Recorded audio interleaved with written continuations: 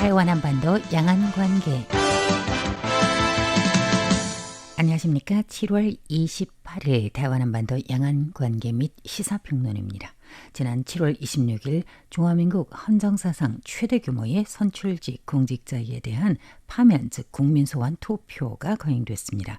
이날 제1야당 중국국민당 소속 입법위원 24명과 제2야당 타이완 민중당 소속 신주시 시장 등 총 25명에 대한 파면 동의를 묻는 투표였는데 개표 결과 전수 부결됐습니다.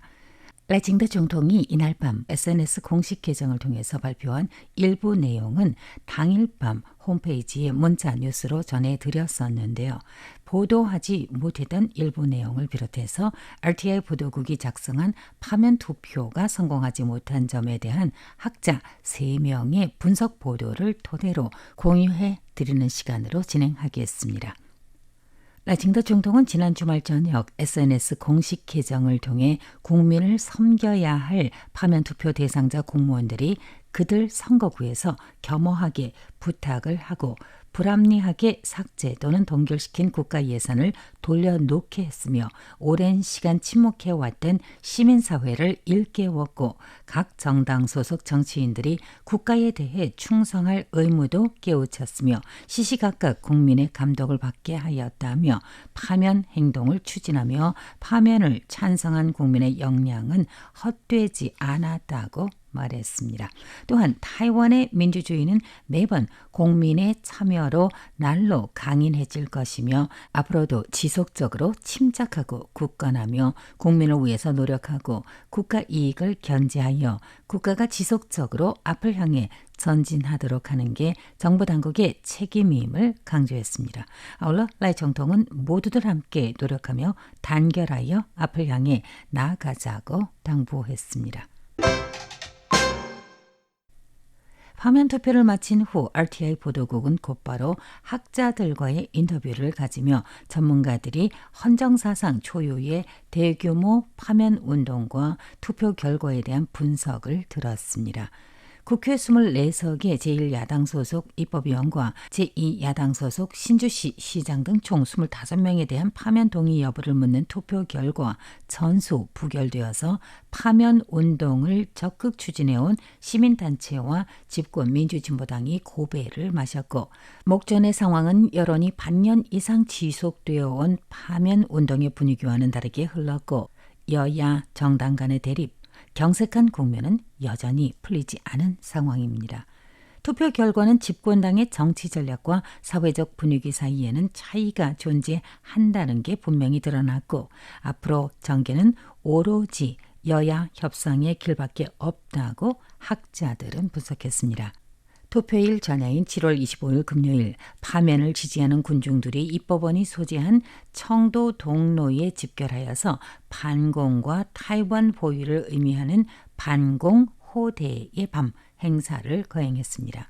대규모 인파와 더불어서 현장 분위기는 매우 열렬했고 SNS에서 주목되는 정도는 최고조였으며 다수의 SNS 페이지에는 대파면 대성공의 선전문구 이미지 배너를 달았습니다.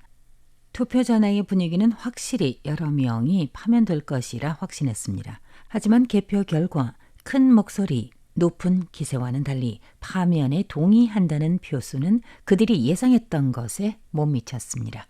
국립정치대학교 선거연구센터 샤오이징 연구원은 이번 파면 투표 결과는 목소리의 크기와 표수의 크기가 동등하지 않다는 전형적인 사례라고 지적했습니다.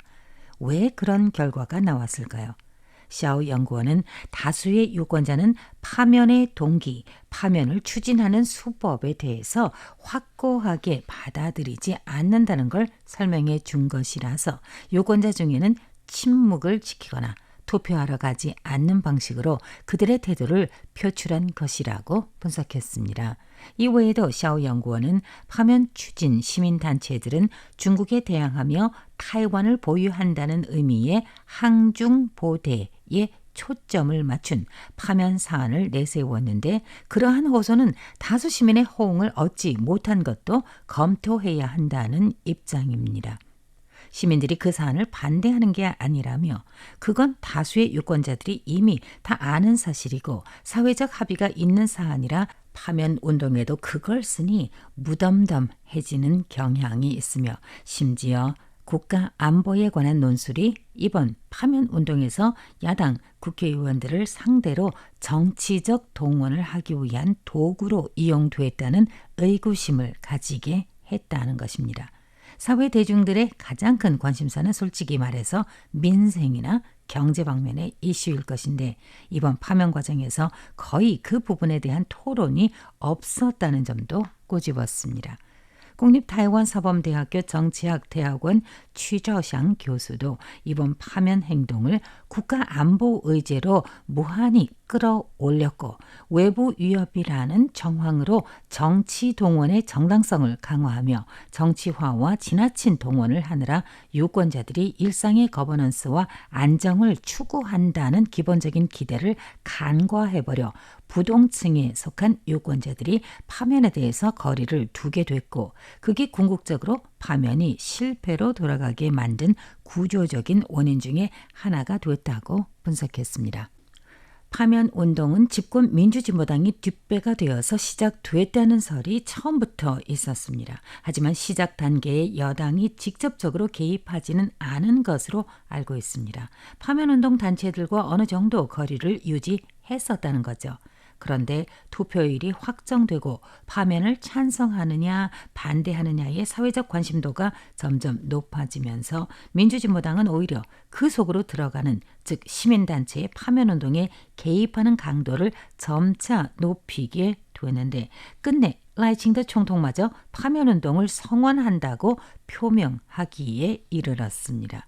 이러한 현상에 대해서 취 교수는 집권 민주진보당은 초기에 국민이 파면 권리를 행사하는 데 존중한다를 강조했으나 투표일을 앞둔 몇 주 전부터 민주진보당 당사의 고위층들이 국민운동 행사에 참여하며 파면 동의 투표를 독려하고 나섰고 이에 더해서 집권당이 전면적으로 개입함에 따라 파면 행동 이퀄 민주진보당의 의도로 각인됐다고 지적했습니다. 취 교수는 이게 문제가 됐다고 주장을 하고 있는데요. 즉 여당의 정치적 동원이 유권자들이 이번 파면 투표는 무엇을 위한 것인가에 대해서 의심과 우려를 하게 됐고 본래 파면운동을 벌여온 시민단체의 자주적 사안에 대한 신뢰도를 약화시키게 됐다는 것입니다.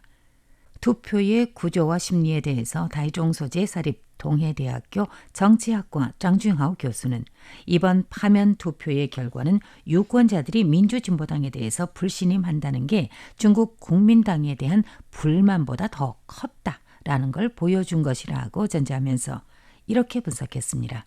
파면 운동은 민주진보당이 선거에서 졌는데 그걸 수용하지 않고 지속적으로 국회에 대항하고만 있다는 인상을 심어줬고 그래서 여야 간의 갈등, 그 책임은 집권당에 있다는 인식을 갖게 하였다는 것입니다. 유권자가 선택한 건 일종의 밸런스, 일종의 형평성의 메커니즘, 균형을 이루는 기제이지 중국 국민당을 지지하는 것은 아니면서도 민주진보당이 정치적 판세를 뒤집으려고 파면이라는 수단을 이용한다는데 거부한 것을 의미한다고 장 교수는 지적했습니다. 파면 동의 표수와 부동의 표수를 볼 때 일부 입법위원회 부동의 표수는 작년 2024년 1월 대선 때의 득표수보다 높은 것을 예로 들어서 장 교수는 그건 본래 제3세력을 지지하거나 부동층의 유권자들이 이번 파면 투표에서 집권당에 대해 불신임표를 던진 거나 다름이 없다고 말했습니다. 그렇다고 야당에 대해서 인정한다는 의미는 아니라고 또 덧붙였습니다. 25인에 대한 7월 26일 1차 파면 투표가 치러졌고 7명에 대한 2차 파면 투표는 8월 23일에 거행될 예정입니다.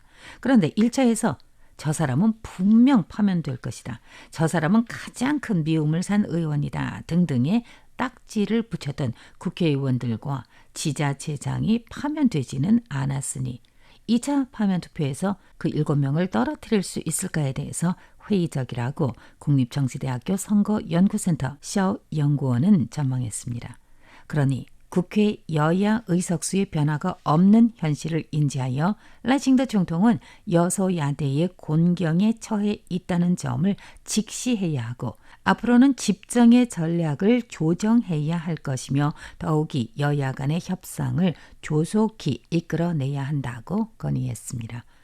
동해대학교 정치학과 장 교수는 민주진보당이 국회에서 과반 의석을 확보하지 못한 상황을 해서 일방적으로 정책을 추진하려는 방식에 의존해서는 안 될 것이며 라칭더 총통이 남은 3년 임기 기간 협상과 타협으로 돌아서지 않는다면 국방이든 경제이든 또는 양안이든 총통이 이루고자 하는 법안은 국회의 문을 나올 수 없을 수 있다며 집권당은 일방주의라는 사유를 버리고 야당과 실리적인 협상을 진행해야만 정치적인 경색한 국면을 화해할 수 있을 것이라고 강조했습니다.